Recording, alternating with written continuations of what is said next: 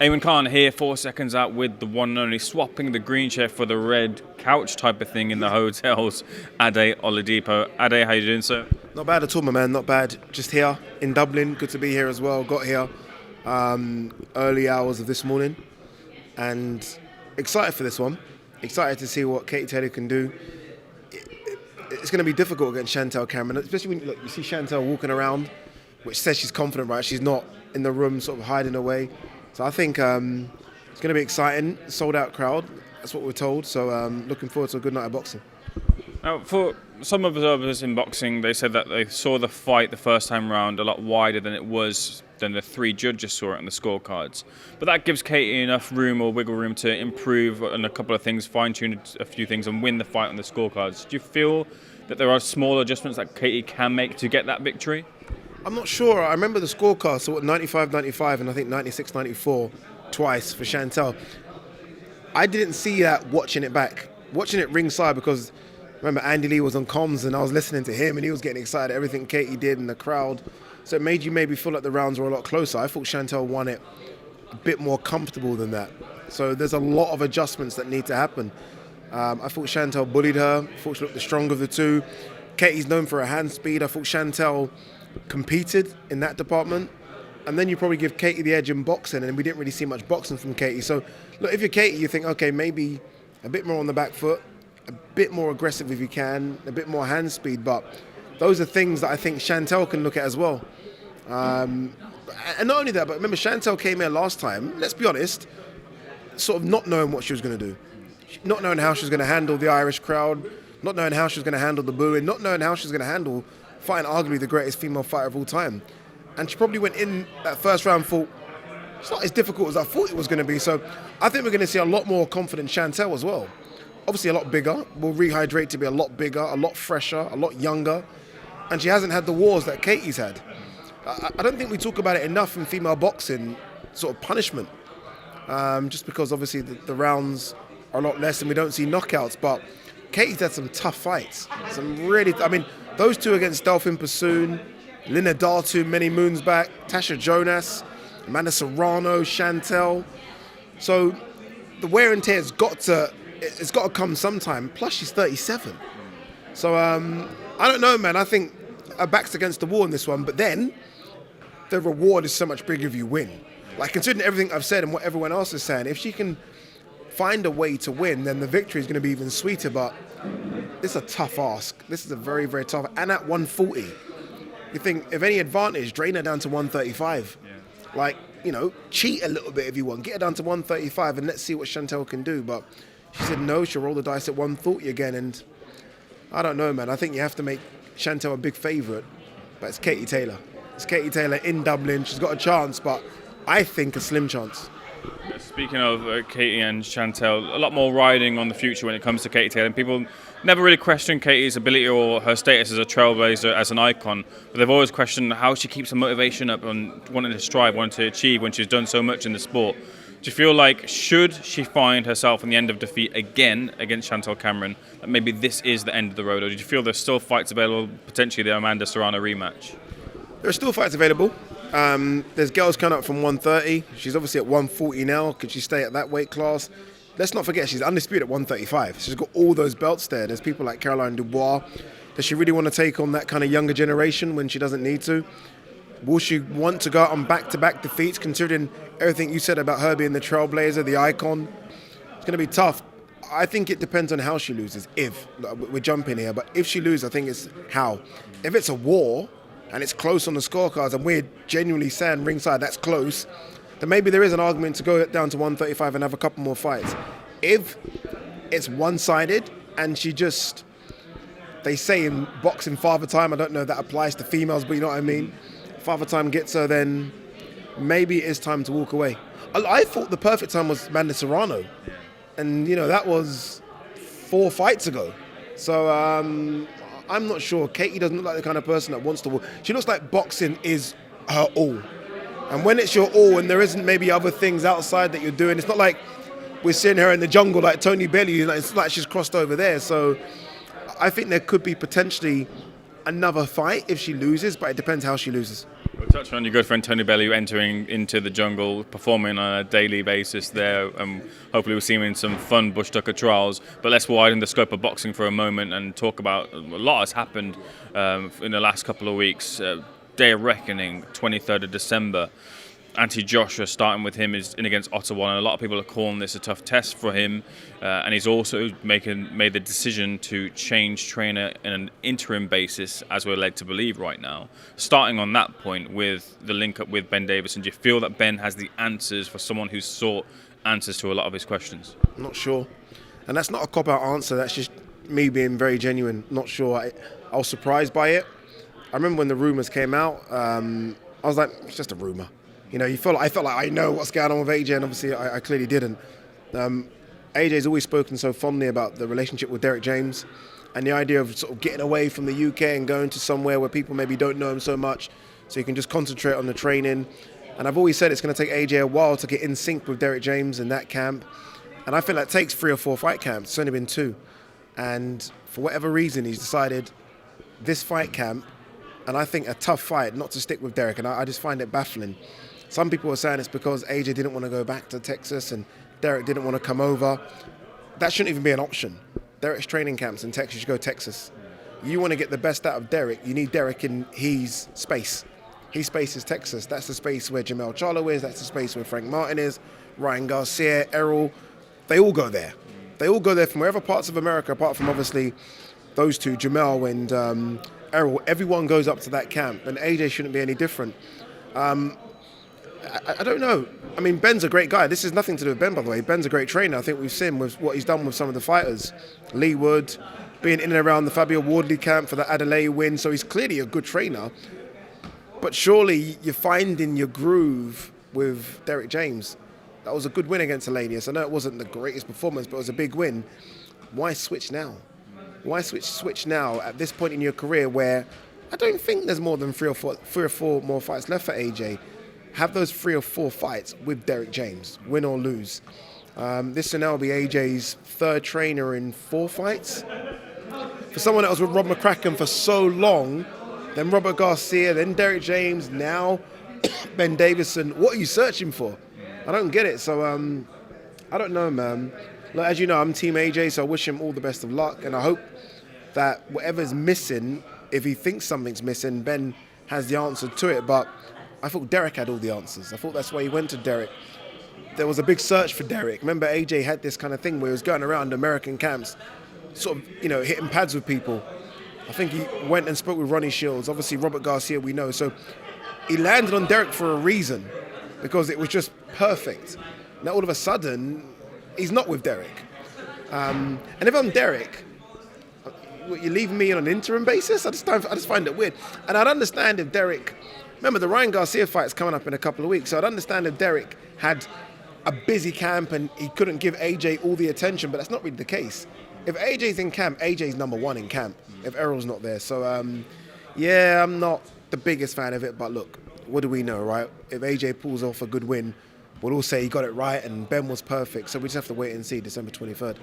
Does this trainer turbulence, though, in terms of the actual fight action in the ring, open the door further for Ottawa to capitalise on someone who people point the finger and say his mentality is not right there? People point the finger and say the style's not there at the moment. People point the finger and say he's not the fighter that he used to be. Does this mean that Ottawa has a greater chance now of getting the upset victory here? Yes and no. I remember when Fury left Ben Davison and went with Sugar Hill Stewart, everyone was like, what? But you were so good against Tyson Fury the first time. Why are you leaving Ben Davison? Sometimes you just have to go with what you think's right in your head. And I think with boxing at that higher level, most of it is mental, right? I mean, they've all got the skills. They all know what they're doing in the ring at this stage of their careers. They're not young kids anymore. So if AJ's looking for that extra 5%, whether it's you go into camp happy and smiling and jumping, then go with Ben Davison. If you are going to Texas and you're feeding a bit, then that's 5% that could make a big difference in the Ottawa volume fight. So I don't think it makes a difference. I'm not the biggest fan of the Ottawa volume fight because Southpaw and Ottawa volume is very confident. But I've always said, and I can't change my mind, I've always said AJ is the 3rd best heavyweight on planet Earth. I said it is Fury, it is Usyk, I said it's AJ. I can't then be saying, on the other hand, that AJ should somehow avoid a guy that I think's 15th or whatever it is. number 3, I know it doesn't always work like this, but I think the 3rd best should beat the 15th best. If this was Wilder versus Otto Volin, I wouldn't even blink. Do you know what I mean? So, no, I don't think it should make a difference. I think AJ should get the job done regardless of who's training him. But if you're Otto Volin, these are the little things you take, right? Look, he's having to change trainer for me. He's doing all this. But for AJ, just get in there, get the job done, and hopefully we move on to the Wilder fight or whoever. Moving on to the other side of the heavyweight equation, in the UK, Tyson Fury holds the WBC Heavyweight Championship. It's come out, talking of trainer changes, John Fury has said today in an interview, I would reference it if I could remember off the top of my head, but I can't unfortunately, but Fury has said that he's noticed that Tyson Fury is on the decline in power and strength and speed and such. And he's also saying that the style he has right now won't beat Usyk and wouldn't beat Klitschko had he been using this style implemented when he fought Klitschko. Do you feel the same way? A bit. I've always said, for me, the best Tyson Fury is Fury that fought Vladimir Klitschko and the Fury that beat Wilder second time round. The Fury that beat Vladimir Klitschko, again, a bit like you, I can't remember off the top of my head, but I think he was around 250-something pounds. The Fury we're seeing now is around 280, probably walks around 300. Just too big. He's just too big, man. So, yeah, and not only that, but the style that we see now with Fury isn't the old school Fury of sort of hit and move. Now it's hit and stay. It's hit and stay. And, I mean, if you're standing in the pocket with Oleksandr Usyk, good luck. Because that you need a bit of movement around with that guy. So, and to the point Fury's making, John Fury, obviously Fury's in decline. Like, he's going to be. He's 35. I think, yeah, he's 35, 36. He's had some tough fights. Like, we always talk about the punishment Wilder's taken from Fury. Fury took a lot of punishment from Wilder, like a hell of a lot of punishment. And I think, you know, you don't have to be Einstein to say maybe he doesn't live the life either. You know, we've been at press conferences, especially the one with Ngannou. He took his top off, and this guy was well over 320 pounds. Clearly, he's not, you know, running mountains and, you know, living like a nun. So those things take their toll. I think once you get to a certain age as an athlete, surely you've just got to take care of your body, like a Ronaldo or LeBron James. Fury isn't that, so they all contribute to a decline.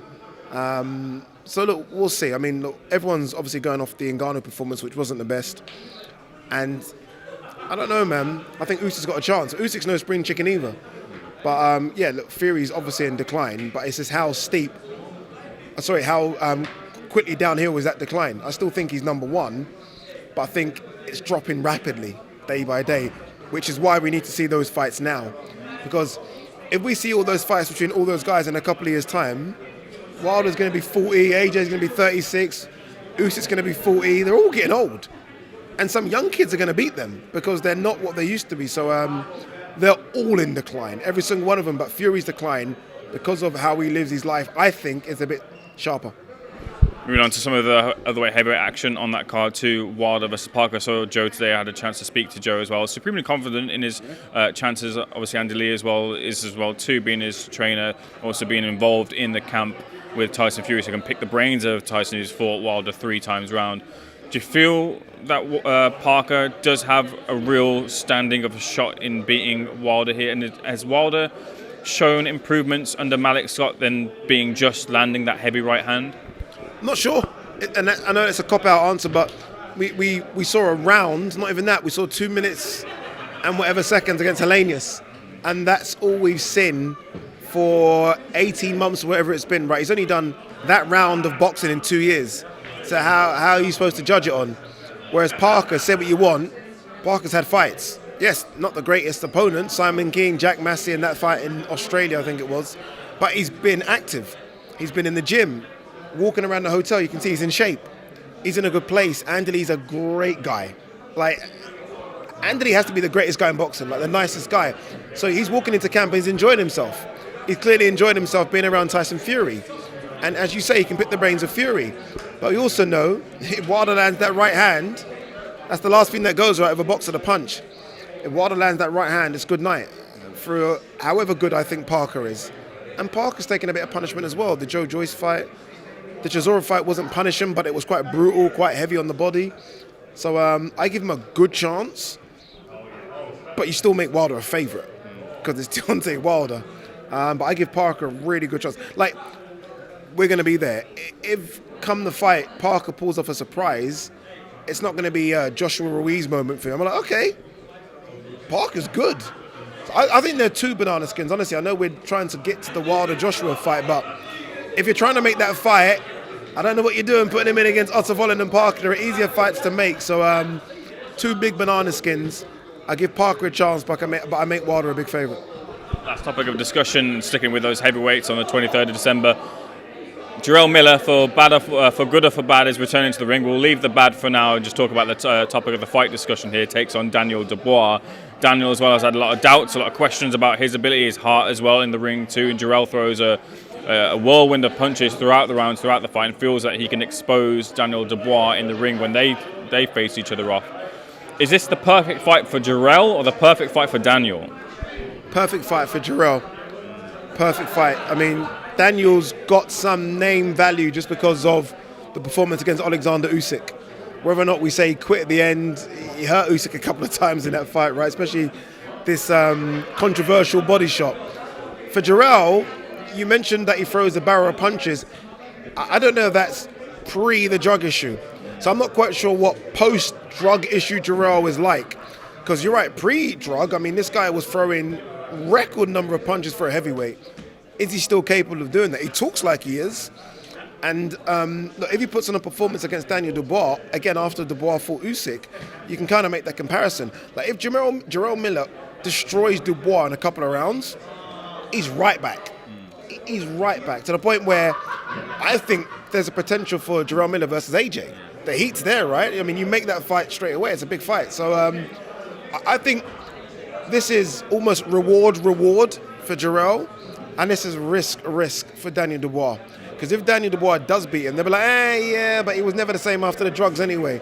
So this is a big fight. This could be the best fight on the card. I mean, I know there's some good ones, right? But this could be the one where everyone's like, I mean, I like Kabayel versus Makhmudov, but I think this is the one where everyone's not sure. I think this is a genuine 50-50 fight, and if I'm Jarrell Miller and I win this, I'm back. I'm back. So this is all good for Jarrell Miller, and I think all bad for Daniel Dubois. Very interesting takes. I appreciate your time, Ade. Thank you for speaking to Seconds Out, and hopefully we'll catch up soon, probably after the fights as well, to discuss that and break that down too. Appreciate it. Appreciate it. It's always gonna happen. Thank you. Good stuff.